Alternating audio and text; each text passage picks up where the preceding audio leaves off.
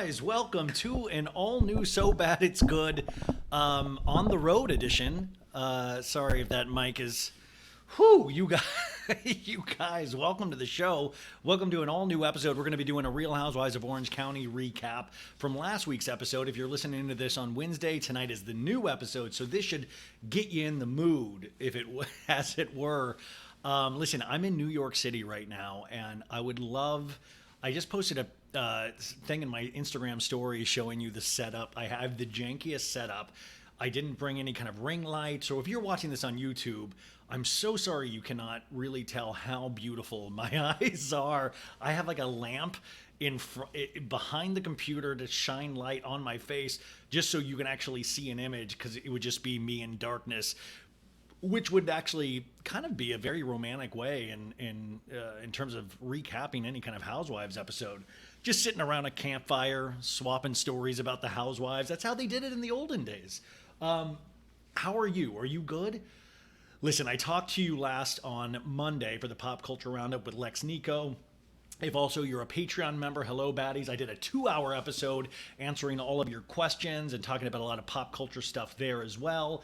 I was very disorganized. I did this thing on Monday. I had to take all of these photos, and I was so nervous about it. And it is so humid in New York, and you know your boy, he's a sweater. And like literally just a sweat. At one point, I asked the people that I was working with yesterday if they had flood insurance, because I just thought I was going to drown everybody out. It is so, I just can't imagine these women that I was working with yesterday just watching just the amount of sweat coming out of me. They must have gone home and told their families, like, Mike. And then somebody tells me there was like these amazing, I had an amazing makeup a lady and a hair lady that worked with me yesterday, and they told me you can get Botox to stop your sweating. And I'm like, would I have to get Botox in my entire body? Because I sweat in my entire body, just feels like it's one big pore. How you doing, folks? Is this fun to listen to so far? Talking about me and my sweat glands? That's how we do it here. It's So Bad It's Good. So anyways, I'm going to stay in New York now a couple of days, and I'm really excited. I'm going to go to the Real Housewives of New York premiere, or I think it's like a screening maybe, and then we get to meet the Housewives. I got invited. I didn't think I was going to go. And then also I was nervous. And then Sandra and Maritza were like, go. And so I'm going to go. I hope that. But then that's the other thing is, guys, what the hell do I wear to that? Because in Los Angeles, here's the deal. The humidity is fine. It's totally doable.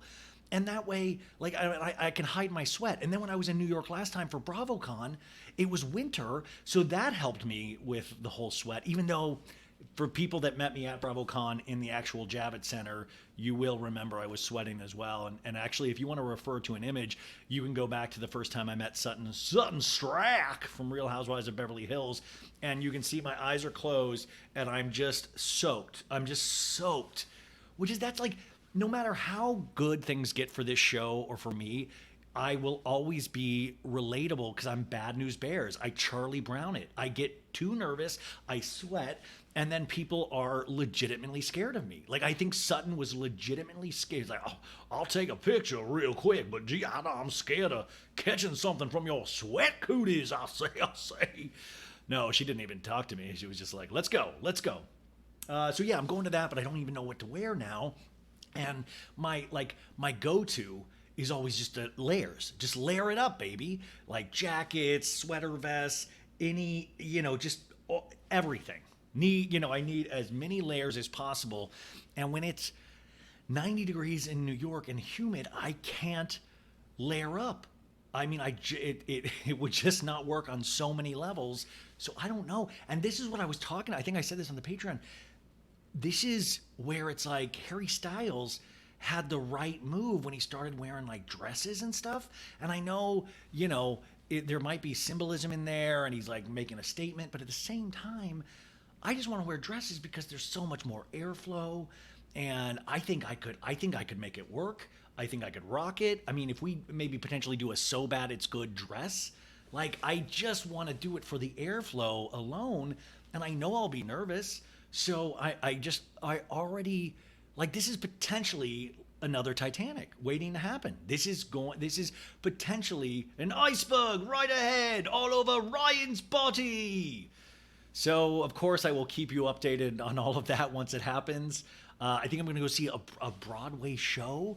And you guys know, you can tell, I'm a theater geek, and I have not seen a Broadway show in forever. So I'm really excited about that. And it is just, New York, there's just this whole, it's like the best people watching. It's the best. I've walked so much. I've been trying to keep up my walking, and finally get those toxins out. And I don't know. I feel very blessed. Yesterday went really well. I can't wait to share more of that with you guys when I can. But I don't think I looked half bad, and that was awesome. And so many cool things are happening. I'm kind of bummed BravoCon is not in New York this past year. Me and Maritza had such a good time, and it's going to be in Vegas. And I think tickets go on sale this week, so I'll let you guys know as soon as I find out all that information. But Team So Bad It's Good will be at BravoCon this year. I know me and Maritza already have a place to stay. We don't have tickets or anything yet, but gosh, we'll definitely do some sort of meetup. So that's really something I'm so looking forward to. Now, there is so much stuff to talk about. We're going to do an OC recap, but let me just tell you a couple of stories right off the top, even though this is not going to be a pop culture roundup like I want it to be. And also, I've got a little bit of a time crunch because I'm trying to do all of these things. So these shows this week, listen, I don't know what they'll be like. I hope they're good, but thank you for supporting regardless. We're not going to do a guest heavy week. That will start back up next week. So it's just going to be me and you this week, you guys. I hope that's okay. We'll be covering Welcome to Crappy Lake tomorrow. I'll be doing the recaps of those first two episodes, and I'm really excited to talk about that. Did you guys watch it? It is so fun loving, and I think it is the perfect, like we were talking about Real Housewives of Orange County in the sense that after Scandival, and now I guess after whatever we're calling Scandival Part 2, Mauricio and Kyle, which we'll talk about in a second, it's, I said OC is kind of this light, back to basics, kind of just, these women are kind of fighting over bullshit, and I think that is okay. That's fine. Of course you can fight over bullshit. That's what Housewives were founded on in some ways. But even Welcome to Crappy Lake takes it a step further. And people keep comparing it to The Simple Life with Nicole Richie and Paris Hilton, which is an obvious comparison, but I think it stands on its own 2 feet. I don't want to ever say that and say, like, take anything away from how good Welcome to Crappy Lake is. I've seen the first 3 episodes, and I just think they're great. They're just really I think it's a perfect summer watch, and I hope everybody can get on board. Also, Real Housewives of New York will be premiering this Sunday, so set your DVRs. We need to support these shows, and I know some people are on the fence about Roni, but remember, like, I think in this day and age, because we get so much information thrown at us 24/7, it used to be just political news, but now it's all news. Pop culture, definitely at the forefront of a lot of that, is that we do have to give a chance to things. We can't just completely shit on things immediately, even though I love to do that sometimes, but I even have to check myself and go, yo, maybe this is going to turn out to be amazing. Because how many times have you been wrong? How many times, I know personally I've been wrong a lot when I was like, well, that's going to suck. And then it turns out not to suck. And you always want to go in with you can be skeptical, but always try to go in with just this hair of positivity, potentially. You can be a glass half empty in your own personal life, but in terms of pop culture, let's also try to be maybe a glass half full, maybe. And also, by the way, when I was saying that, my thought was, oh, I hate when people tell me what to do. I hate when people and that's me right here. That's me right here going, hey guys, this is what you need to do. Listen, do whatever you want. This is what I'm going to try to do. If you want to join me, join me. If not, you don't need another person telling you what to do. Okay, so Mauricio and Kyle. We speculated about this last week and this week, and will they have cameras up covering whatever is going on in Mauricio and Kyle's world, their separation? And the answer now is yes. Evolution Media is picking cameras back up to film. Like, I thought we were going to get some grainy iPhone footage from all of the ladies. So I bet we will get reactions from the ladies, which, by the way, my money, my one that I need the most is Dorit and PK. Oh, it's very sad. Mo's my man. Mo is my main man. And he's the guy. I've got to comfort him. Me and Mo on the town. And then Dorit like, oh, beep boop bop beep boop boop boop. I can't believe it. Kyle and Mauricio no longer. Please let people know that I have nothing to do with it. I am not the cause of this separation. I do not sing country music. No, I do not. No. Oh, that's, by the way, if you don't know, I did Real Housewives of Beverly Hills recaps the past 2 seasons, and that's my imitation of Dorit that sounds nothing like Dorit, but she always reminds me of C-3PO from Star Wars, like, Master Luke, I can't believe you, and beep boop bop beep boop boop boop, and so it's Dorit 3PPO, Dorit P3O, IMDD. So anyways, that's my Dorit imitation. So cameras are going to go up, and I think this is purely a financial move. Not even so much on Kyle and Mo's part, but I think Evolution Media, the production company of Vanderpump Rules, Beverly Hills, and OC, sees how much of a lightning rod that was, and it is good for business. So it is a smart business move. We will see if it's smart in terms of content. I don't think we will get anywhere near what we got with Scandival because, so many different reasons that we've already talked about on Monday's show. Just also that the cast wasn't as involved as, but I keep saying this, and I almost might want Lisa Rinna's reaction. There, I said it. I want to react. I want to know what she... I always knew. I knew they weren't meant for each other. Not like me and Harry Hamlin. My Bolognese. Harry's Bolognese will be with me forever. I hate country music. I can't wait to recap Real Housewives of Beverly Hills now this season. I mean, now we'll be able to look behind the scenes, behind the lines, like look through what they're actually trying to tell us. So it is going to be potentially like an onion. Just the layers are going to be fascinating, right? So that news, we got Vanderpump Rules. We are now finding out that it is getting potentially harder to film scenes, especially at Tom Tom. We had an angry lady allegedly throwing insults at Tom Sandoval where she had to be warned to say, hey, lady, we're going to have to retake this scene. We're going to have to redo this scene because if you're yelling over it, we can't use it. And my thing is like, of course, you need the clean audio, but Evolution Media, if you are listening, I doubt you are, but use it. Use it. You guys need to be filming Tom and Tom, and you also need a camera on the audience watching. So that way you can even use it in the initial edit, or you can do a Peacock extended version where we get a front row view of what Tom and Tom are looking at behind the scenes because it's a circus. I want to open up to everything. I want it to be that meta season. I want to see that girl screaming at Tom. I want to see how Tom reacts to it. I want to see them have to redo a scene. Wouldn't you guys find that fascinating, or would it take you too far out? Some people, they don't want their chocolate mixed with peanut butter, but I do. I feel like we could have that all. I think everything is on the table. It's all fair game at this point. Now, Ariana Madix, she actually just announced that she is going to be a part of the Love Island USA. I'm a huge fan of the Love Island UK series.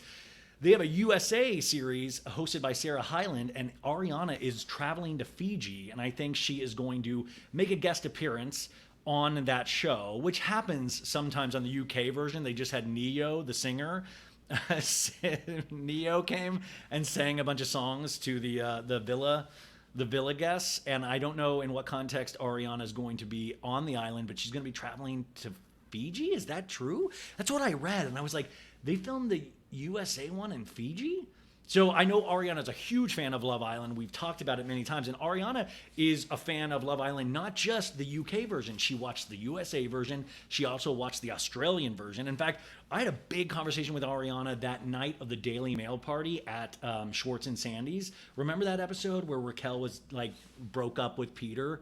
And then Peter said he didn't remember it. He's like, I don't even remember you doing that. You're going to have to break up with me again, Raquel, in that never before seen clip from the final episode of this season. but yeah, she even said the Australian version was better than the UK version, if I'm remembering correctly. So she's a huge fan, and that's why I think it is neat, probably for her, that she gets to do these things that she genuinely loves because she is a huge fan of that show. I do have to wonder though, with any celebrity or reality star, is the tenant the overexposure. Are we hitting an overexposure potentially? And if you're doing things you genuinely love, and if you're taking the opportunities that are presented to you, it's amazing. But we do know that audiences go, this person's overexposed or this person's overexposed. And I don't know, there is a thing of, well, get it while the iron's hot, strike while the iron's hot. But I do wonder how long audiences, I just want to make sure, hopefully people don't turn on Ariana, but sometimes even in the comments I read on YouTube or sometimes on an Instagram post that I'll post with Ariana in it, you'll start seeing those little negative comments. And I just find that very odd because somebody was like, oh my God, everybody's been cheated on. Come on, are you kidding me? And like, yeah, okay, everybody's been cheated on, but are you mad at her because she's getting opportunities? Should she refuse opportunities that are given to her because she was cheated?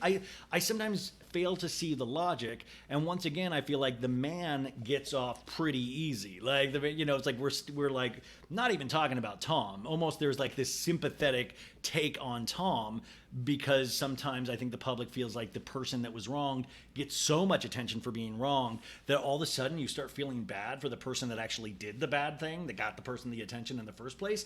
The world is wild. How we view things, how we interact in our daily lives is really, really interesting. There's something, I don't know, there's something really fascinating. If I was a smarter person, I would love to write a thesis paper. What if I go to a grad school and my thesis is on Vanderpump Rules and just, about attention and attention spans, potentially. So we have that. Now, exciting pop culture news. Britney Spears made an exciting announcement today. This was a long rumored and a long waited for memoir that is going to be coming out October 24th. Now, this is actually really exciting. It's called The Woman in Me. And they use an old Herb Ritz photo from a photo shoot in 2001, black and white cover. She looks beautiful on it. And I'm really excited to read this. Now, a lot of people are already joking. Is this gonna be like just one big book of her Instagram captions? Which, hell yeah, I would be down for that. It would be like lyrical poetry. Are you kidding me? But I'm curious. Like, this is another thing, like I was saying at the start of the show. Let's give it time. Let's see what it's about before we completely shit on it. I'm going to be one of the first. I will buy that in hardcover. I will be lining up to read that. Hell, I read Jessica Simpson's autobiography, and I don't even like Jessica Simpson as much as all you guys do. But I read it and I loved it. I like Britney Spears, so hell yeah, I'm going to buy that book. I'm going to eat it up with a spoon. Why did I just say eat it up with a spoon? The amount of sweat and me being in New York has completely changed my personality, you guys.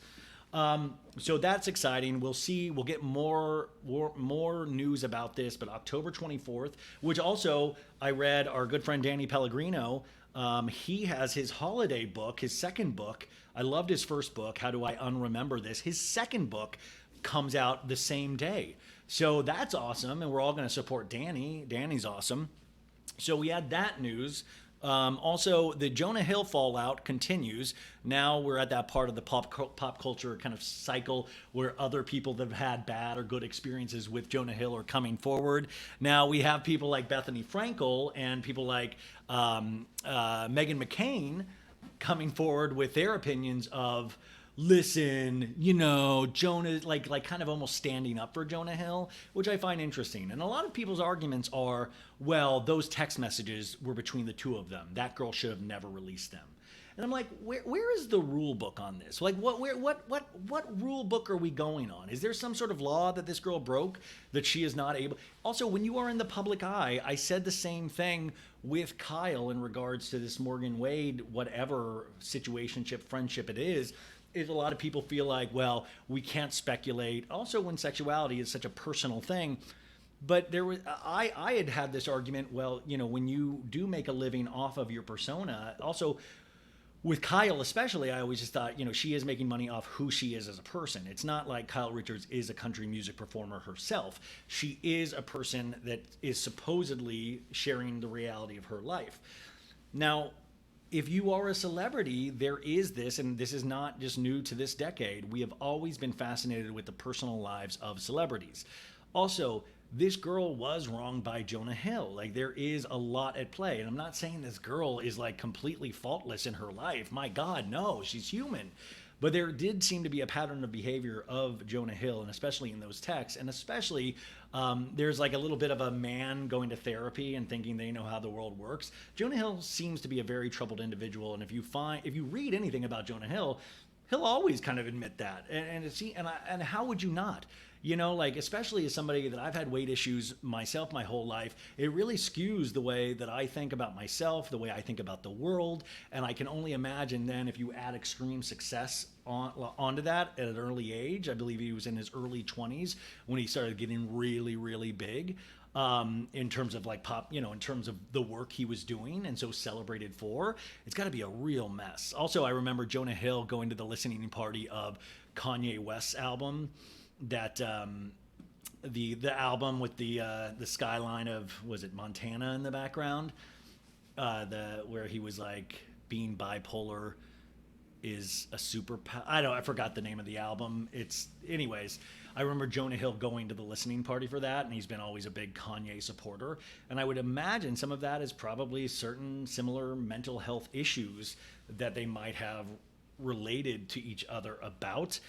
One can only speculate. But I just posted this, and I do think I would love to do a whole episode on this, or even a Patreon down the line, about the men of Judd Apatow's repertory group. You know, in the early aughts or the mid-aughts, remember Judd Apatow brought a lot of these men to the forefront. He, you know, worked with a lot of these men on Freaks and Geeks, his television show that lasted one season on NBC back in the 94, 98. Was it 97 was that? But it was James Franco, Seth Rogen. He discovered a lot of these guys. Then I believe Seth and the other gentleman went on to do Undeclared, that college series. And then Judd made his leap to movies, and you had 40-Year-Old Virgin, and you had Knocked Up, which was Seth Rogen's idea, and Judd Apatow directed it and produced it. But that was like, Jonah Hill was a part of that. You had in 40-Year-Old Virgin, you had Paul Rudd. He really made Steve Carell an even bigger star than he was already in The Office. But Knocked Up had so many of those guys that were started like a repertory. You had Jason Segel, you know, and then Jason Segel made Forgetting Sarah Marshall, which was produced by Judd. But all of these guys were all working together, and then Seth was using all those guys. Remember that movie This Is the End with Jonah and Seth and James Franco. And then whatever happened, you know, James Franco went through his whole thing with all the female issues over the last 7 years, and Seth Rogen won't work with James Franco anymore. And then, like I was speaking about on Monday's episode, Seth Rogen has mentioned how difficult Jonah Hill has been to work with. And I do wonder why they all stopped working with each other. I would love to know the real reason, and I would love to know why Judd Apatow doesn't make those kind of men-based movies anymore. I wonder if it's because he has 2 daughters and realized that maybe it was like, we've told enough of just straight male stories. Because then Judd Apatow, he did Amy Schumer's movie Trainwreck, that actually kind of made her a movie star for a minute. And Amy Schumer, by the way, now that Barbie's coming out, remember that Amy Schumer was supposed to direct and star in the initial Barbie movie, and she was writing the script with her sister as well, and then backed out. She said on Watch What Happens Live she just couldn't find a way to make it funny and real and stuff. And it is now being told that Amy Schumer's script actually made fun of Barbie, and they did not want to go that angle. So the Greta Gerwig Barbie with Margot Robbie and Ryan Gosling is coming out very soon, and it's a completely different take, and it looks amazing. And we just found out this week that there are musical elements to it. There's actual, like, Ryan Gosling has a musical number. Like, that's amazing. I can't wait to see that. So yeah. Isn't pop culture great? Everything kind of connects, and there's all these little pockets that are fascinating. And also, just a reminder, Barbie comes out on the same day as Christopher Nolan's Oppenheimer movie about the making of the atomic bomb, which is there. I joke about it being a double feature, but it's genuinely a double feature in which people are buying up tickets. AMC is already saying, like, it was like 200,000 or it says 20,000 or 200,000 people have made purchases for that double feature that day at AMC movie theaters, seeing Barbie and Oppenheimer on the same day. I truly want to do it on the same day, but I think I'm just so busy. I'm going back to Arizona to be with my family after this, and I just don't know if I'm going to be able to make that work, like to have that, because the Oppenheimer movie is like 3+ hours, I believe, and Barbie, who knows what the runtime is, but anywho. Do you guys want to recap some Real Housewives of Orange County? We're only 25 minutes in. Why don't we start? Now, this is called Campfire Confessions. Great title. This is the never before seen Peacock version. They air it on Peacock the next day, and it adds like 5 minutes of never before seen footage. Now, for this Orange County one, it's mainly just the ladies just rolling around in the dirt. So that's what you missed if you don't have Peacock. It's like Tamara like making jokes about her hoo-ha and Shannon farting, like just really random things. But this is the description Peacock gives us. It says Gina warns Heather about Tamara. Now that's a very broad note. Gina warns Heather about Tamara. Gina and Jen hash out feelings about infidelity.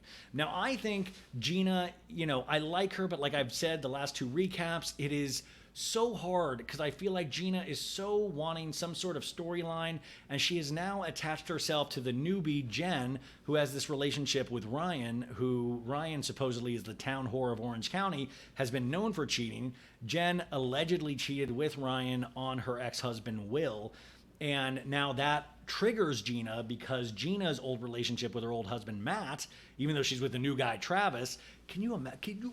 This is like Game of Thrones, just keeping up with all of the fucking like castle houses and who's in what. Anyways, Gina's like, I'm offended because I've been cheated on. Oh my god, I can't be around Jen. Yeah, that's my Gina, you guys. I do want to clarify something as well. Brian Moylan, the amazing Brian Moylan, was on Friday's podcast, and we talked a lot about OC, and he had made a statement that a lot of people, and a couple of people on YouTube said, and I was really scared because I was like, I didn't catch it in the moment. We were talking about Gina like, hey, it's just weird. Why is Gina being so offended by this cheating thing? Because you almost would think that Matt, Gina's ex, cheated with this newbie Jen for her to be this offended. And Brian said something to the effect of, it's like if the other ladies wouldn't hang out with Gina because Gina, something about drunk drivers. And if somebody had been killed by a drunk driving accident in that group, if somebody's family member did, they wouldn't hang out with Gina. And I didn't really catch that comment in the moment, but what Brian was referring to is that, remember, Gina got a DUI at one point, a Dewey. And he was saying, this makes a lot of sense, is that, well, okay, so if one of those ladies, what if one of those ladies were offended that Gina got a DUI because a family member of theirs got hurt by a drunk driver? Would then, what if they refused to film with Gina then? I mean, you know what I'm saying? I feel like I'm butchering this again, but it was kind of that like, yeah, Gina, you've done things wrong too, but Gina's DUI has nothing to do with Jen, and Jen's cheating with Ryan has nothing to do with Gina. And the fact that Gina is so like, being triggered, it's so weird. It's so weird, in fact, that I'm like, if you have this big of issues with it, immediately get back into therapy. Like, it's not even a question. You need to get to therapy immediately, because this ain't good for you to be. And if you're scared to be around cheaters, don't go outside of your house. They're everywhere. Do not go to Tom Tom. You are going to freak out if you meet Tom Sandoval. Oh my God, I'm so triggered, Tom. Raquel, I can't do it. And part of me just thinks like, do you just want to be in a scene? Are you scared you might not have enough of a storyline? Like, it's between that and the extreme makeup and her talking heads. I'm like, what, Gina, what's going on? Are you okay? Blink if you're okay. Okay. So let's start this episode, the old Real Housewives of Orange County. Now, this is season 17, episode 5. It was a to be continued, and we are back in the saloon. Now, they are at Montana. Tamara took them all on this cowboy trip because everybody in the OC loves cowboys now. Yellowstone fever is taking over. Tamara's son Ryan now has rebranded as a cowboy, And he actually has a scene in this later on where he uses a full Southern accent. Tamara's son Ryan is literally in the Madonna school. You know, remember when Madonna all of a sudden went to England once and she just, all of a sudden had an English accent? I shit you not, Ryan was like, well, when I'm out there in those woods, it's a different story. I can't tell you much, Mom, but it is just crazy. You can tell he has a big thing of dip in his mouth and like a, holsters. It's just completely ridiculous. So we left off last week in a place ridiculous where these ladies, once again, were fighting over the IMDb, the International Movie Database, because Taylor Armstrong, who is a great unhinged addition to this show, is in a movie that she offered Heather Dubrow a part, and Heather Dubrow is Dame Judi Dench in Heather Dubrow's mind. And so this is Taylor and Tamara went on at dinner and kind of poked fun at Heather's career, Heather Dubrow's career. Even though Heather Dubrow has had a really decent career for an actor, they kind of made fun of it, both of them, Tamara included. And we are now fighting over that conversation that got brought up. So they're all in a saloon. They've all been drinking. I want to remind people Shannon is dressed like a trollop. She is dressed like an old-timey hooer from the Old West. She's all in the saloon gear like, howdy, partner. You want to go up to a bedroom and I can make you feel loved? And they've been doing shots. Everybody's wearing cowboy hats and really, ostentatious Western wear. A lot of topaz. And they're talking about shit like, did you shit talk my career? And Taylor's like, no, I did not. I did not do that. No, you know what? I did not say that she hasn't worked since the 1900s. That's not what I said. In fact, that is not what she said. That is what Tamara said. Tamara said that joke. So we flash back to the two ladies, Tamara and Taylor, going over this. And Tamara is the one of like, she did a lot of stuff in the late 1900s. And of course Tamara's going to do that. She's Tamara. Tamara is made for stirring shit. The thing that I just keep talking about and just curious is that how does Tamara get away with it day in, day out? Like she even took a break from the show. And how do people not see Tamara coming from a mile away? This is what Tamara does. Like if Heather is confused, I don't know if Tamara would be talking shit about me. It's got to be just Taylor. No, Heather, of course Tamara's talking shit about you. That's what Tamara does. Tamara talks shit, period. There's nothing. Tamara is a shit talker, period. That's all she wrote. So it's like, why are people ever giving Tamara the benefit of the doubt? In fact, it should be, I assumed you did this until proven otherwise, period. And Tamara must just be thrilled as a flying shit because she's like, wow, these women never are wise. They never wise up to what I do. They never understand. They never see me coming. They believe it year in, year out. And I think some people are truly touched by the hand of God. Some people are truly touched. They're protected by this invisible force that's like, yeah, I think she's great. She's been on 10 seasons of Orange County and she's done the same thing every year. But I think she's genuinely nice and she would never talk bad about me. Like they genuinely believe this. And also, it's just amazing to see, once again, all of these women in just the Western wear. So to me, it's iconic. And Taylor Armstrong looks like, what's that character in Toy Story? The girl, like one of the little cowboy girl in Toy Story. That's exactly what Heather Dubrow looks like. So Gina's like, this fight is ridiculous. Gina in her head going, can't we fight about Jen cheating and triggering me? But Shannon's also like, listen, I gotta get up because this fight is ridiculous. Shannon goes, I'm gonna make another shot. We gotta do another shot. When Shannon gets on. If Shannon has one drink, it mellows her out. If Shannon has two drinks, you're like, there's going to be a 3 and 4 in there. Like, she truly, I think, just appreciates booze. So now we do this kind of little thing where each talking head from the ladies are trying to say, IMDb, how do you say that? Gina's like, IMDb? And then Shannon's like, I don't know IMDb, but I do know STFU, shut the F up.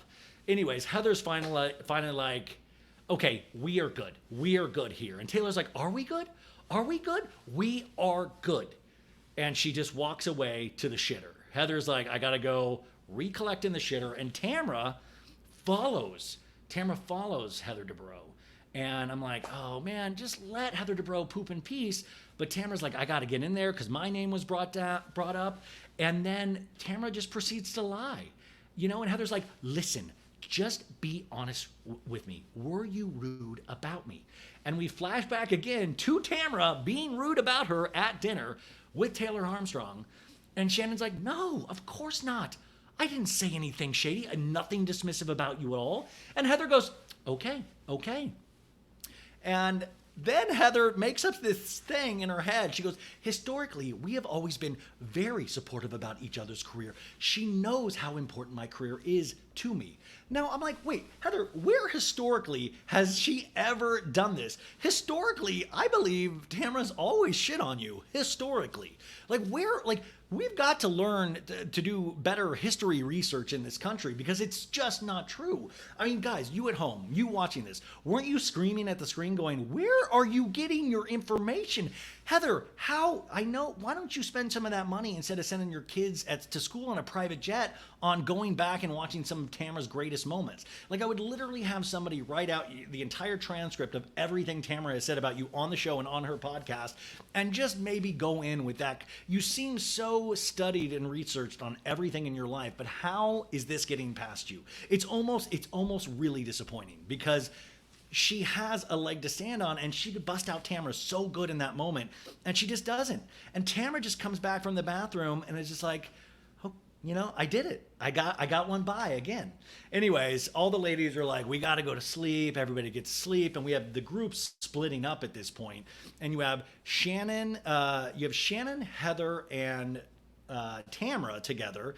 And then at 12:45 a.m., they're in the kitchen and Tamra's opening a big bag of gummy bears, and you guys, Tamra, and she loves physical comedy. She just starts throwing those gummy bears at Shannon Bedore, and Shannon's like, because like Shannon's already in a interesting place with Tamra saying that like you shit talked me once you got fired from the show and I stayed on, and I don't know, like I'm scared to let you back in my life again. And Tamra is just buttering up Shannon here, and she's like, give me a kiss. Give me a kiss after she threw gummy bears on her. And then Shannon does the funniest thing, you guys, and sticks out her tongue. And then Tamra kisses her tongue. And it's so goofy. And then they walk up on the stairs and they're pretty much scissoring each other on the stairs. And it's just fun was had by all. But it's once again, when Tamra's in these moments, I feel like Tamra's very aware of like, haha, Shannon trusts me again. Shannon trusts me again. And Heather Dubrow's just sitting there going, I'm the odd man out again.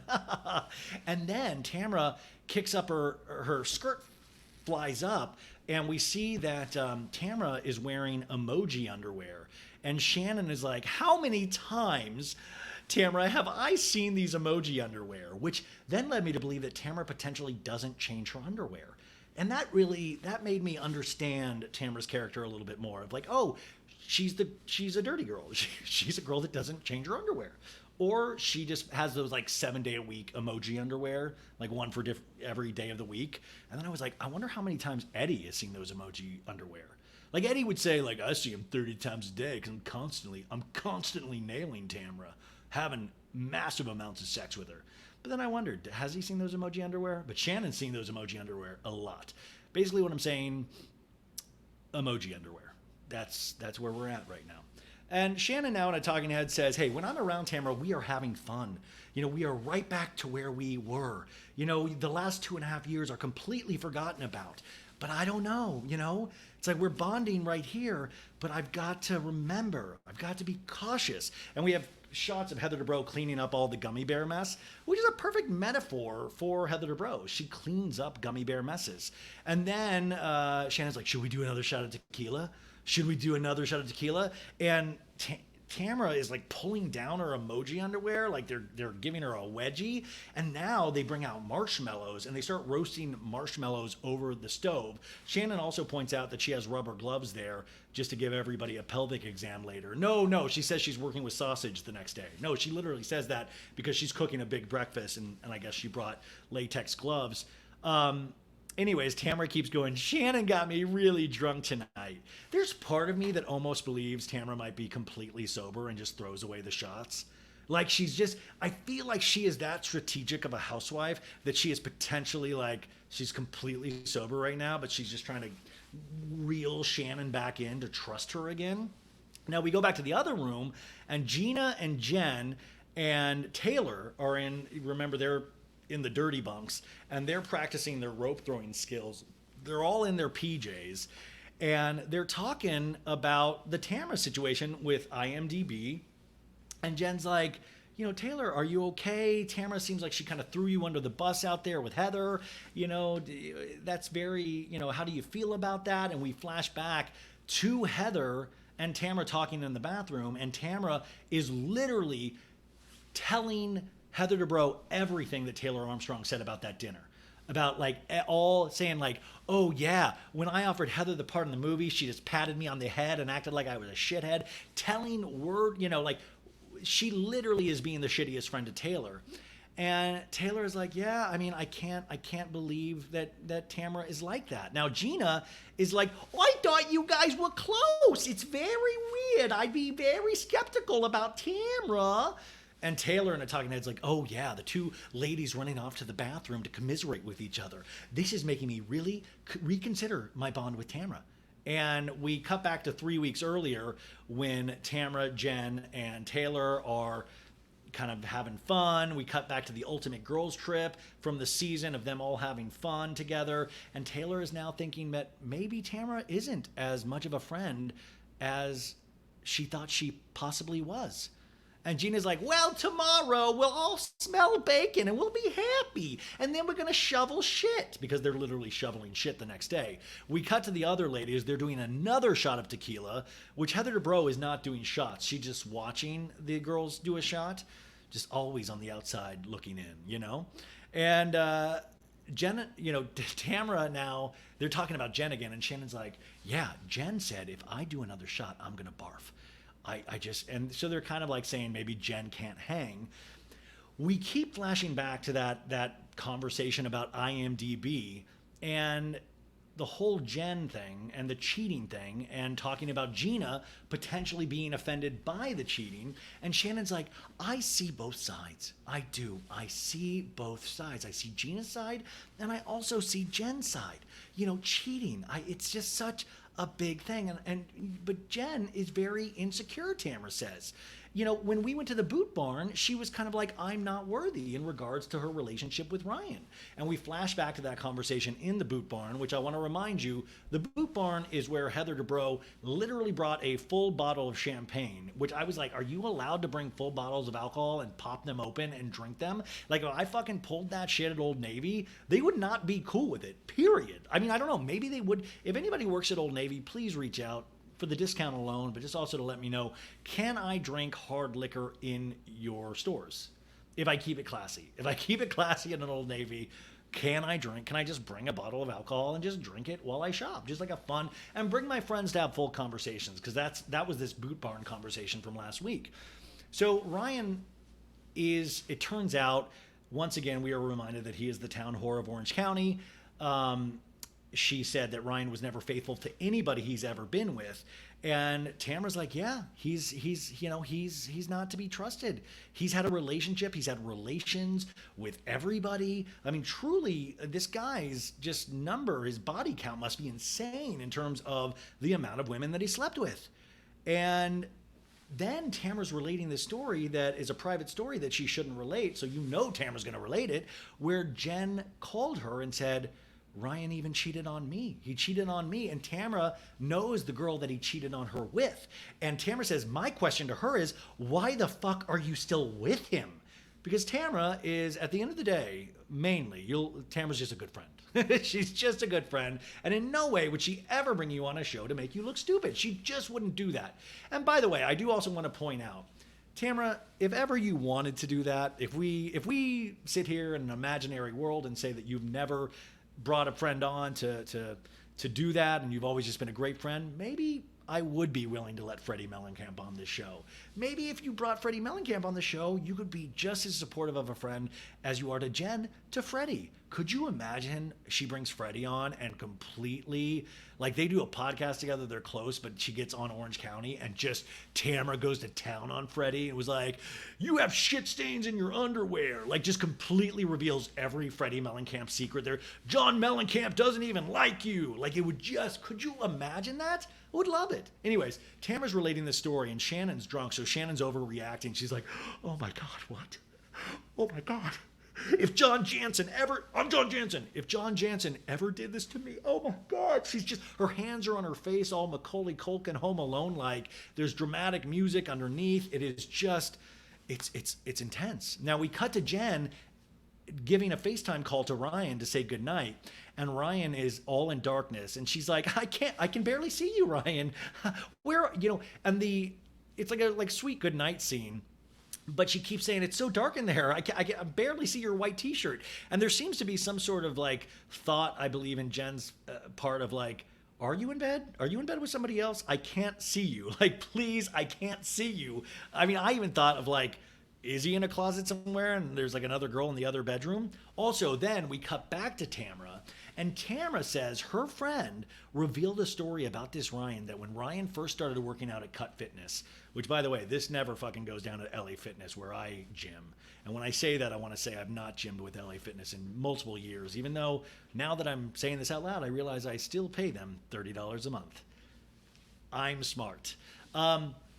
But this Cut Fitness, I'm telling you, this is like a fitness center / orgy. It's like a bathhouse of some sort because it seems like there is a lot of fucking going down at Cut Fitness. Anyways, her friend told Tamara that when Ryan first joined the gym, he pointed at Tamara and said, I'm going to fuck her one day. I genuinely don't believe this happened. I genuinely don't believe this happened. And the lady told Ryan, said, hey, you can't because she's married to the owner of this gym, Eddie. And Ryan said, I don't care. I'm still going to fuck her. Just watch. Once again, I want to say that I don't think this happened, but that's what happened. And then he said, I don't care. And then they asked, well, then how long until Ryan got with Jen from that moment? And she said it was 2 months later. So I guess Ryan said, I can't get Tamara, so I'm going to go for Jen. That's the story that Tamara is trying to relay here. Now, I think Tamara's a very good-looking woman, right? She is. I think Jen is better looking than Tamara. I just don't think, and also, how did this not get back to Eddie? Eddie does not know about this, supposedly. How did this not get back to Eddie? And Eddie is friends with Ryan. I don't believe Tamara would have kept this information and then revealed it on this show. Because Eddie's like, what? And now Cut Fitness is closed? Oh, I almost lost the love of my life and my gym? I just don't believe. This is so bizarre to me.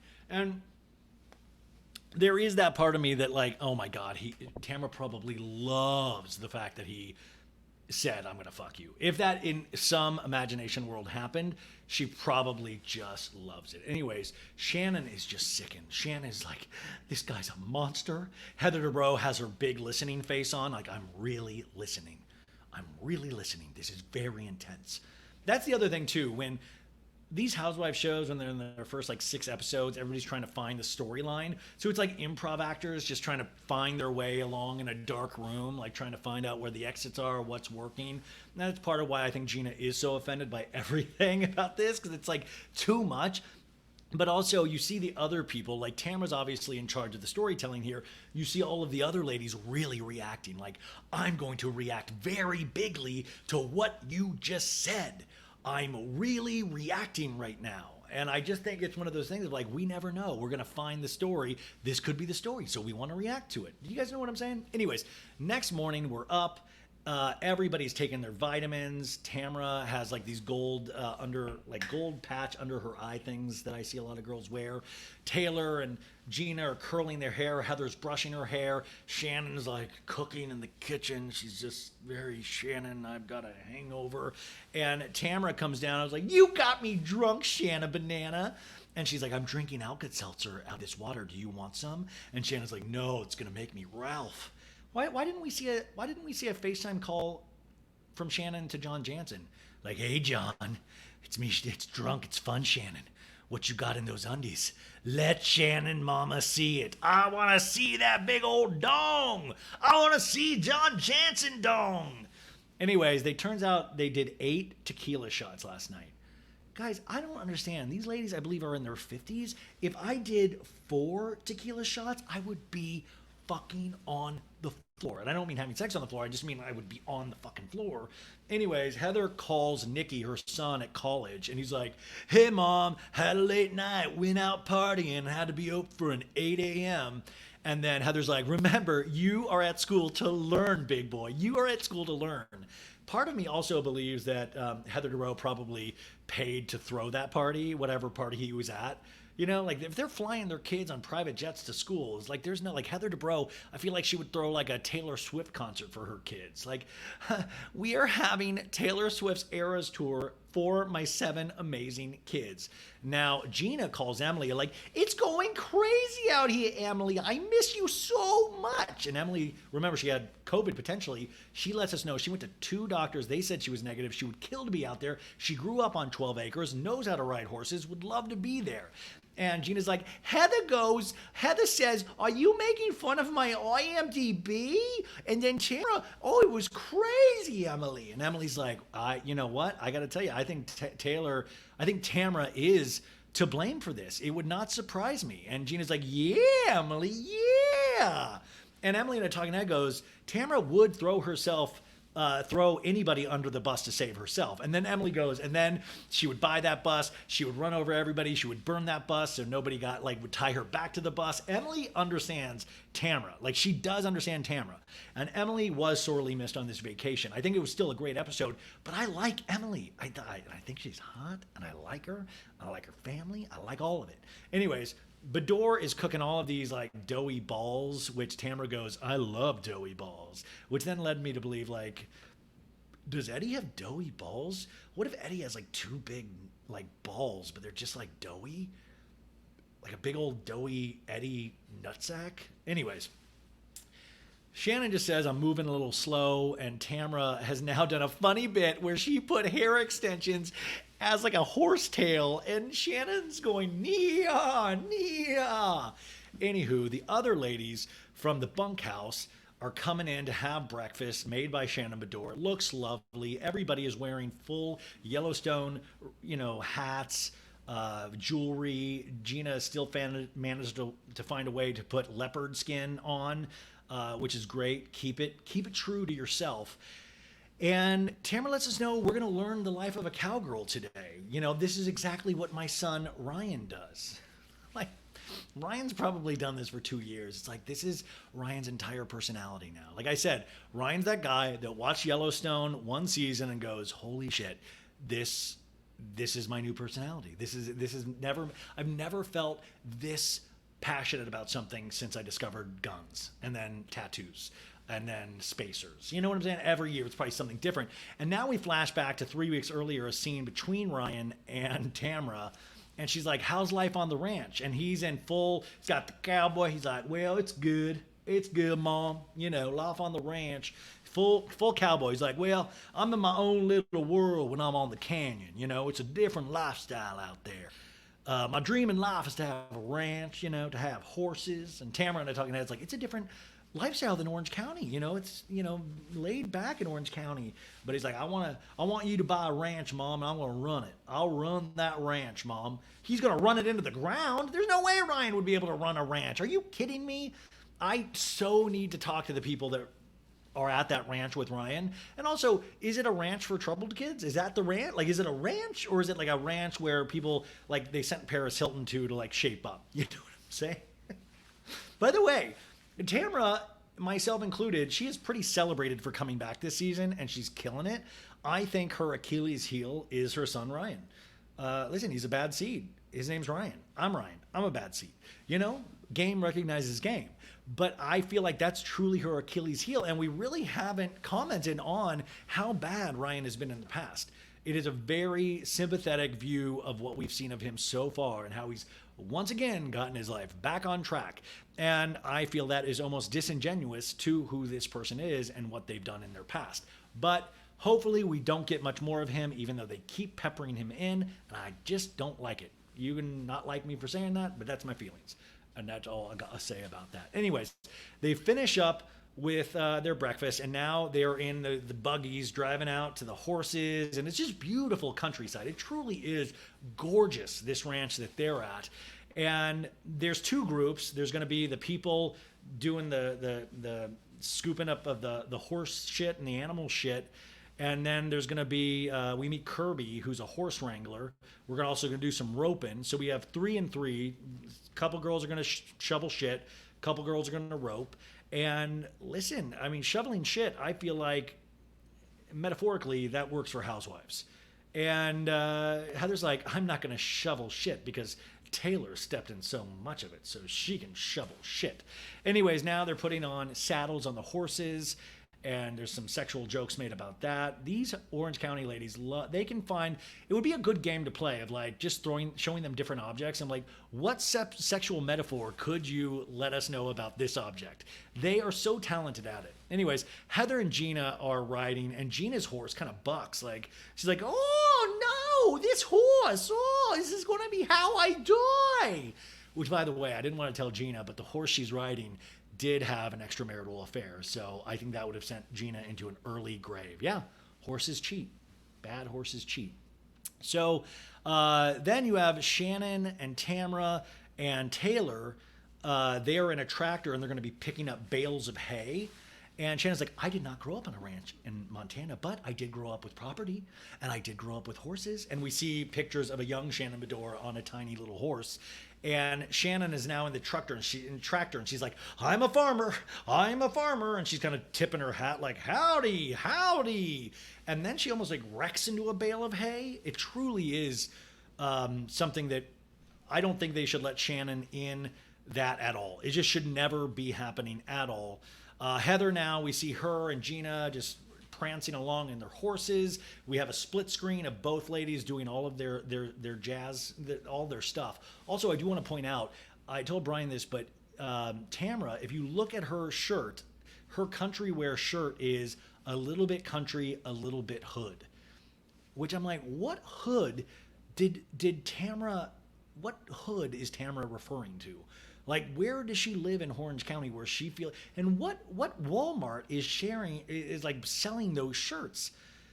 Anyways, a couple of the ladies that actually work on the ranch, they are helping with things, and I can only imagine the brutality that they have been witness to with all of these ladies there. And anyways, they're teaching Gina and Heather how to shovel the shit. And then we see Jen, she's learning how to lasso, which I love a lasso, especially when Wonder Woman does it. She's just so good with that.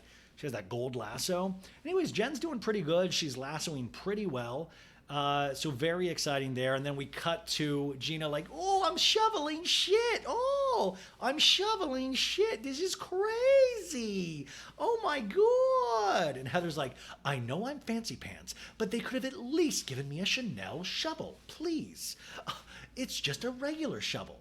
Anyways, we see the shoveling shit. It's very exciting. And all of a sudden we cut to Taylor. She's in the tractor now, and she's handling this thing like a fucking pro. We cut to Shannon Bedore and Tamra talking about how drunk they were last night. But Shannon wants to confirm, I was so drunk, but were you telling the truth? Was that a real story about Ryan coming to your gym and saying that he was going to fuck you? And Tamra's like, yeah, it is a real story, Shannon. And we're like, well, we got to let Jen know. We've got to let Jen know. And Shannon's like, I want to tear up just thinking about that. And I was like, tear up thinking about Ryan having sex with Shannon, with Tamra, or just the thought that Jen potentially doesn't know this. And so Tamra, I feel like set that seed off, and potentially is like, oh, maybe Shannon Bedore can do my dirty work and reveal that story potentially. So it is funny. That information is now out there. It is now needs to be brought up to Jen. This is classic Housewives.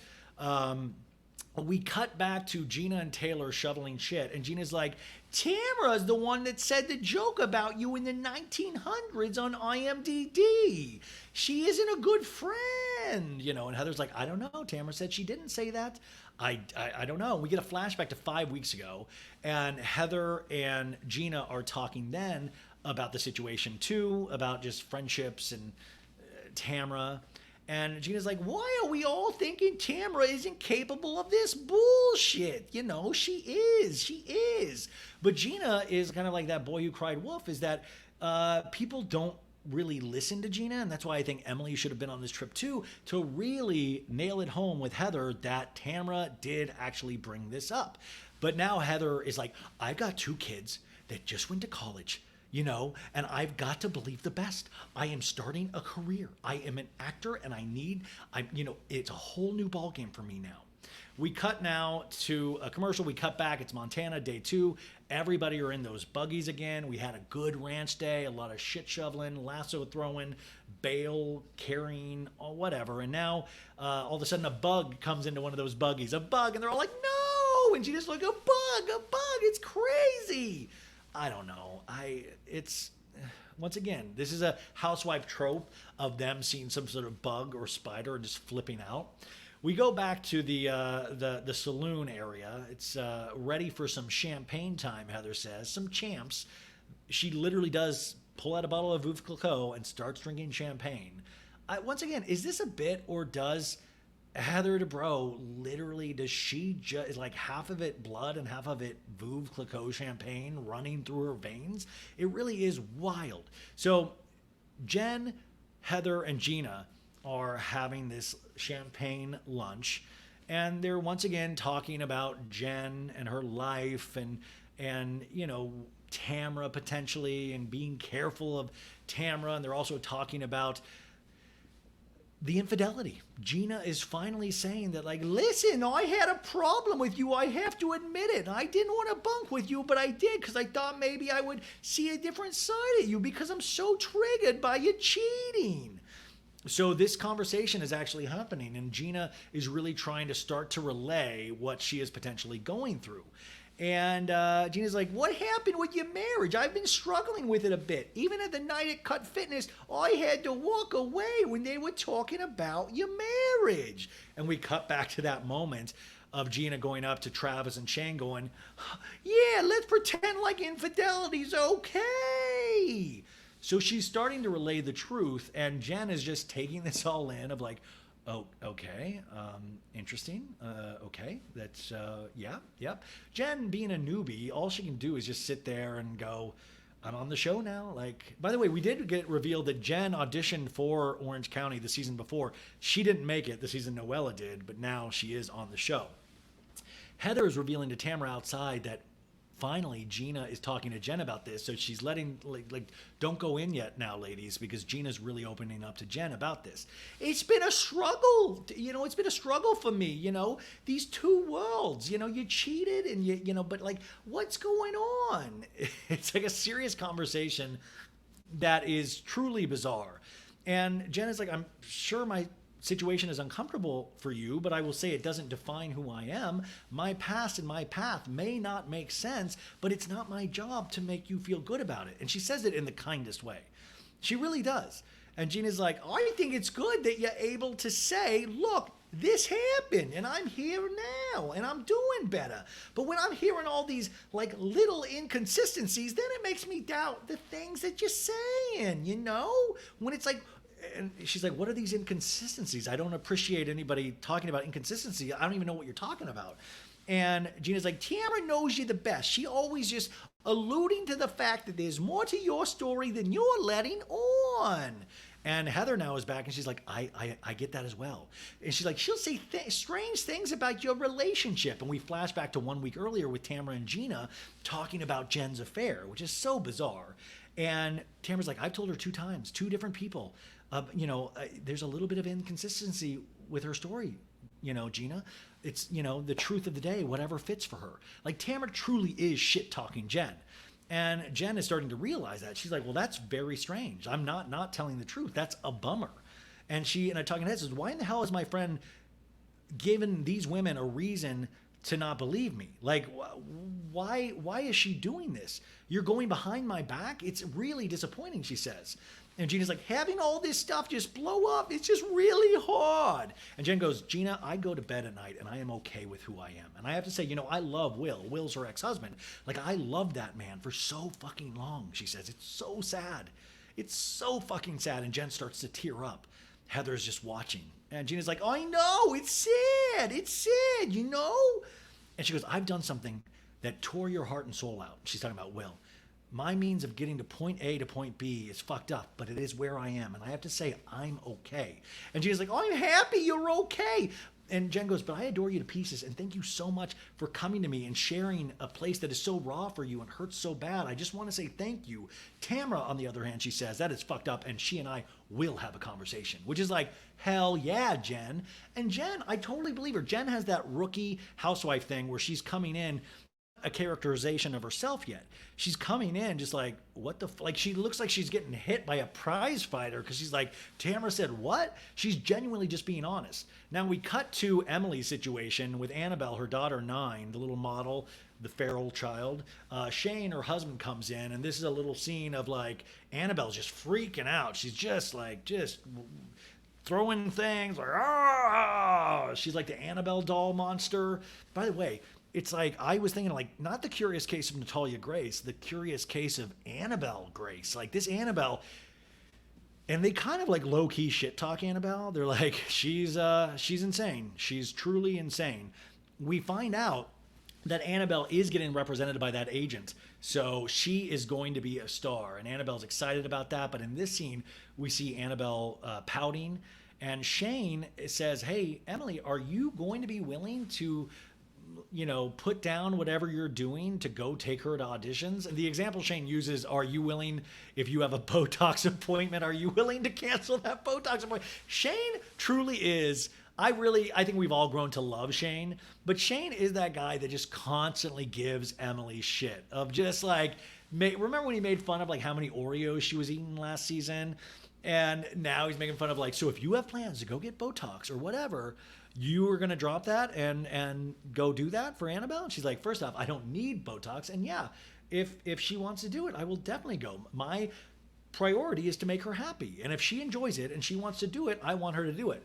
Now, of course, now we get a shot of Annabelle just chasing the cat. Like, ah! She also lets us know that she was a model in law school. And she used to do weekly department shoe ads. And we see photos of a young Emily, which doesn't look anything like Emily. Did you see that? Like, I was like, that's not fucking Emily. And then Shane goes, well, I during, when I was younger, I had a TV show on Cox Cable, which I think was a public access show. And it was shot in a garage, and he had a desk in there, which, by the way, you guys, I used to do a show on YouTube called Talking Marriage, which was in my garage with a talk show set. So I am literally fucking Shane. Like, I'm not saying I'm fucking Shane. I'm using the word. Anyways, I'm Shane. Like, I literally did the same show, but his was on public access. And then it got me to thinking of Shane's World, party time, excellent. Shane fucking did a Wayne's World thing in his fucking garage.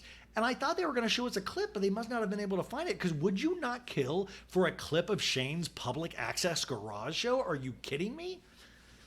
We cut to Taylor, and everybody's getting ready for the big old night.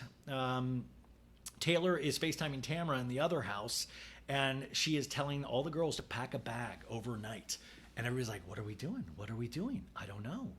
And I'm like, what do you mean, what are you doing? You're fucking going camping. Are you dumb? Like, we're going to Vegas. Pack a bag overnight. No, you're going camping, obviously. My God. Everybody's freaking out. And Shannon's like, wait, I have to pack my estrogen cream? I have to what? And we see now shots of Tamara going all around to Heather. And Heather's like, should I bring my champagne? I'm like, of course, bring your champagne. You bring it everywhere. Like, bring your emergency champagne kit. Anyways, now we have this scene where Shannon and Tamara are on the bed, and they're saying, listen, Shannon's like, I want to move forward, but we need to promise to be open and communicate. And I was just confused because when we first got together, there was this, this kind of, first couple of episodes of the season was very tense. And we also now get audio clips of all the times Tamara Shannon Bedore shat talk on podcasts. So we get a whole roundup of that. And Shannon's like, the first couple episodes of the season, it was pretty tense for us. And I want to proceed with caution, But on the flip side, I just get teary-eyed being here with you, and it's like we could literally be every minute together and, talk about every memory. We could do that. And it's just so much fun, and that I'll remember for the rest of my life. So she's talking about all the memories that they've had in the past, everything. Because for Shannon, I think Shannon was genuinely confused, and I think Tamara is trying to present it as, like you were such an important friend to me, when it's like Tamara is literally saying, no, the show is such an important friend to me, and I lost that. You stayed on the show, so then I shat talk you.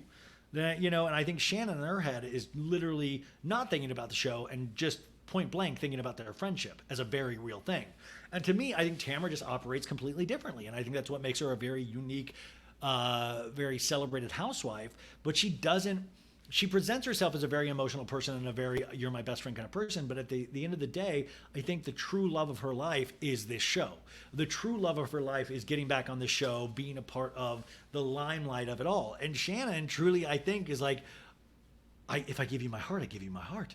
And now there's like this kind of teary scene, and Shannon's like, I'm sorry if you thought I was doing anything bad to you. Shannon now apologizing to Tamara when it's like, are you kidding me? Are you kidding me? Tamara is just getting in here and just ruling the roost. And anyways, Shannon's like, well, I just hope we can put it all aside, And Tamara in a talking head's like, we're a family. She's like the little sister that I never wanted. And we get a shot of them holding hands on the bed in Montana. Very symbolic and beautiful. Now we open back up after a commercial, upbeat country music, seeing all of the beautiful land of Montana. It is night 2, and now it is revealed that they are going to be camping overnight. That's where they're going to stay tonight, out in this big field. And Heather's like, shut the fuck up. Are you kidding me? Are you kidding me? And literally, you can see the house probably like 300 yards in the distance. They're all like kind of like, oh my God, what? We're camping? And you guys, when I say camping, it is like glamping. Like, it is the nicest fucking... And like, the fact that they would even be worried, like, are you kidding me? I would give my left nut, which is like literally the bigger nut of the 2 nuts I have, to go camping in this field. Like, people pay top dollar to do this exact experience. So, Shannon going, I'm not a camper and I never will be. And Taylor's like, I can camp anywhere. But camping to me is the Ritz-Carlton, baby. It's so dumb. They've got this beautiful campfire that they're going to cook over. We have Kaylee, a private chef there, that is going to teach these women how to make the meal. And they're even bitching about that. And it's like, so everything is done for them. The fire is being made for them. We have like literally a drink station set up. Jen is making a Malibu rum and Diet Coke. We're going to have a pan-seared bison tenderloin with red wine. That's the fucking meal. And they're like, we're eating bison? Isn't that buffalo? Somebody offended. Gina's like, buffalo? Oh, Matt cheated on me with a bison. I can't eat it. Oh, it brings triggering memories back. Now, Taylor is helping prepare the fish, and it's just whole fishes, and they're putting lemon inside the skin. And Heather's like, I can't do it. I just can't do it. We're having some shiitake mushrooms cut up. We see asparagus. Heather's practicing her lassoing, and she's lassoing Shannon Bedore. It's just, fun little bits. They're putting asparagus on the fire. You guys, this is so glamping. The fact that, like, I just hope this was pretend, that it was like, I mean, when you would want this experience. This experience is so magical. Like, you would want this experience every night of your life. And literally, Heather is there bitching about it with a champagne glass. Like, they literally have champagne, like, full-on glassware out in this. This is not hardcore camping, period. We're throwing the fish on the fire, and Jen's like, I would prefer my fish without the head. And they're like, no, you kind of need the head. In fact, when the fish is done because the eye turns white. And they're like, oh my God. And Shannon's like, I gotta go pee. I gotta take a moment. Then we see Tamara squatting right behind a tent. Either she's peeing or she's pooping, but we see her little emoji underwear over her knees, and Shannon's like, you're crazy, Tamara, the way you pee. I miss this. I miss our friendship. Remember all the years we've peed together? Now they're playing all these games. Heather Dubrow is chopping wood. Gina's trying to chop wood. She's like, I can't do it. The axe is cheating on people. Anywho, the bison looks amazing. I'm telling you, this is a magical experience. And Taylor is talking to Jonah, who's a country singer, also working there. Like, all of a sudden, a country singer popped up, and Taylor has his arm around him, like, "What? How are you doing, partner?" And he's like, well, I grew up in Billings, Montana, a couple hours away from here. Went to Bozeman. And Taylor's like, oh, I have family there. Yeah, it's really, and it's like, I don't know. And it turns out this guy's 25, and Taylor's like, of course you are. Oh, I can be your mother. Kiss me right now, cowboy. Um, and then Heather is talking to Gina, and Heather's like, did you just hear Taylor? And Gina's like, I can't believe it. He just said 25. And they're kind of like, she goes, I could be your mother. And he goes, no, definitely not my mother. So they're like just in awe of Taylor talking to this cowboy. I don't know. It's a never before seen clip. It didn't actually make the show because, frankly, it's not good. So now we have this scene where Tamara is talking to Tamara is talking to Taylor and saying, listen, Taylor, when we were at that dinner, did we ever make fun of Heather Dubrow's IMDb? And Taylor is kind of like, is this a trick question? I mean, I think we were potentially being sarcastic about her, but Tamara is literally one of those person that tries to believe their own lies. She's like, Taylor, at that dinner, were we ever shit talking Heather Dubrow? This is one of those times where I'm like, I want production to even be like shaking their head, like, are you kidding me? And Gina's like, yeah, Tamara, you said the 1900s line, and I'm going to bring that up. I'm going to bring that up because I care about my friend. And then Tamara's like, go away, Gina, just go away. You're inserting yourself where you don't belong. Which I think that is funny because Tamara's like, don't fuck up my game. You don't fuck up my game, Gina, or I will destroy you. And now all the ladies have gathered around, and Heather is a part of this conversation. And she's like, listen, I don't, here's the thing. Gina is telling me this stuff, and I don't know. I just don't know. And now it's like all kind of blowing back on Gina, which is just like, Tamara must just be cracking up. It's just so fun. It's just so fun because Tamara is just winning right and left. And Tamara's like, I thought we were cool. I didn't know that you were trying to stab me in the back, Gina. And Gina's like, I'm not trying to stab you in the back, Tamara. I was just trying to say something. And we cut to the other two of the ladies, and they're like, I need a glass of wine. And then Jen brings up what they talked about today in terms of Tamara talking shit about her and Ryan. And she's like, why would you add fuel to the fire of all the rumors about me? I'm so fucking confused, Tamara. I don't understand what you were talking about with these girls. And Tamara's like, well, I need you to be a little bit more clear with that. I don't understand. I don't have an issue with you. I don't. And she's like, do you have an issue with me? No, I don't. Well, and there's like this, holy shit. And Tamara this is a professional shit stirrer. And Tamara's like, I think that I have built up resentment. And she's like, for what? Because when Ryan walked into the gym for the very first time, he looked at me and he said, I'm going to fuck her. I'm going to fuck her. And Jen is just blank staring. And she's like, well, why have we not had this conversation? Well, because it's kind of disgusting, Tamara says. And my husband doesn't know. And you didn't want to hurt her, Taylor says. And so I'm a shit stirrer for advising my friend Heather about bad things that you said, Gina says in a talking head. But this isn't being a bad friend to Jen. Gina doesn't even understand it. Gina is like, this is insane. Yeah, you're a real great friend, outing everyone. And Tamara is just trying to get back in good graces. She's like, listen, it's just disgusting.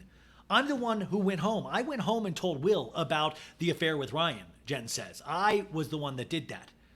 And Tamara is going, oh, I saw you guys cheat in this car. And she's like, oh, you're saying my story doesn't add up? And then Tamara's like, he showed up to a parking lot and caught you two hooking up. And Jen's like, you are so wrong, Tamara. That's not even right. And Tamara's like, tell me where I'm wrong. And she's like, well, when we had the opening night for my business, Will left and Ryan had gone to dinner with some friends. And we're seeing pictures of both of her ex and Ryan. And Ryan left me a gift. And at this point, believe it or not, does not matter to me, I had never even held Ryan's hand. She did hold his dick. No, I'm joking. And Gina's like, it's still really shitty.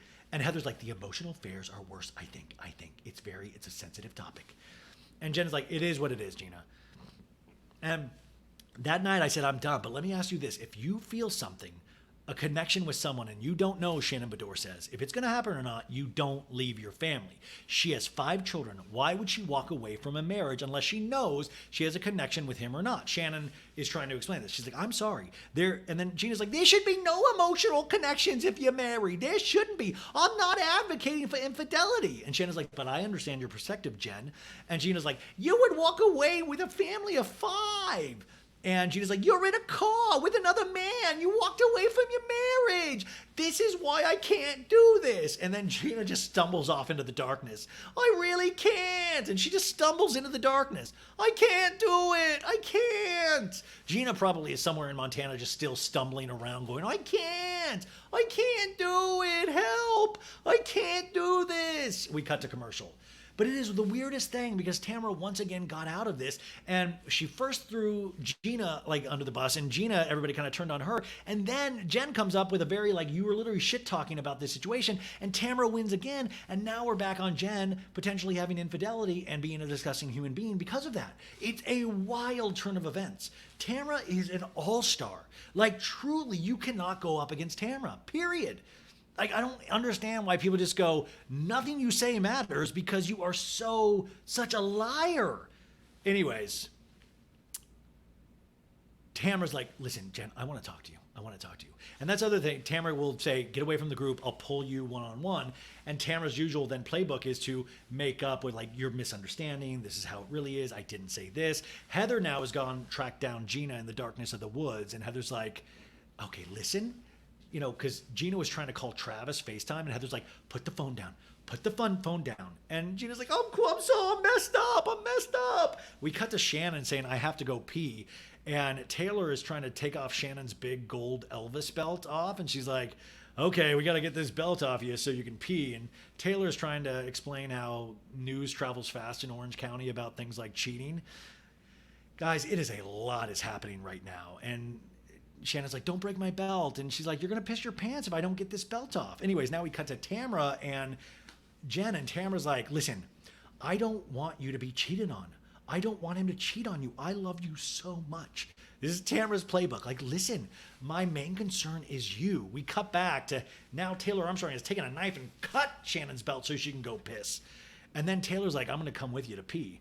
Like, she's like, I want to see what's under the hood right there. You know what I'm saying? So now they're peeing in the dark. Another never before seen footage scene.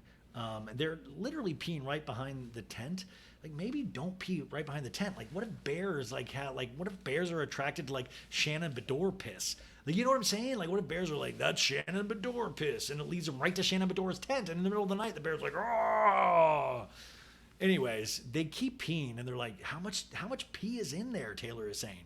We cut back to Tamara and going like, I love you. But Jen's like, if there is something you need to know, just ask me. And then Tamara does bring up this girl that Ryan sent a dick pic to. And Jen was like, no, he meant to send that dick pic to me. I was right next to him. It was an accident. I was there when he did it, which this part doesn't make sense at all. And Tamara even goes, if you're together, why is he sending a dick pic to even you? And Tamara's like, I don't buy what Jen is saying. I think she is covering up for Ryan. And in this instance, I do agree with Tamara. It is one of the weirdest excuses for a dick pic that I've ever heard. And, you know, she goes, I even know what it says. It says, my limp D misses you. Like, my limp dick misses you. And it was a shot of his limp dick. And in a talking head, Jen goes, do I appreciate that she shows up in a friendship? Of course I do.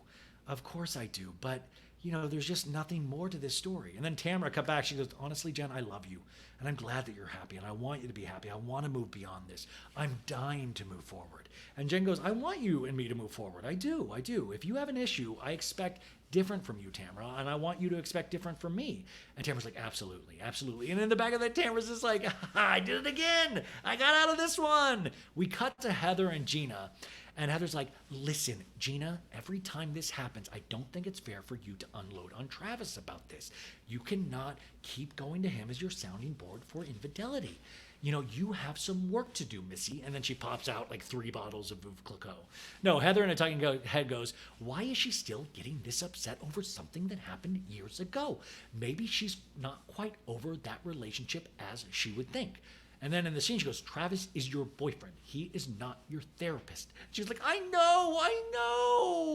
And she's like, I'm worried that if Gina keeps talking about her ex and her triggers, that it is going to make Travis think that they are not as solid, and it could rattle the foundation of that relationship.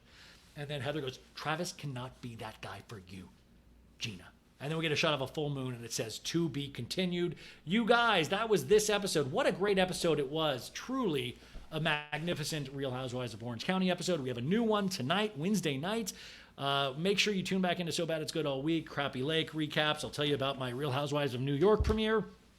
Please pray for my sweat glands. If you like this podcast, please leave it 5 stars on Apple Podcasts and Spotify. If you like it even more, go sign up at patreon.com/So Bad It's Good. For $5 a month, you can get over 350 episodes that have not been on this main feed.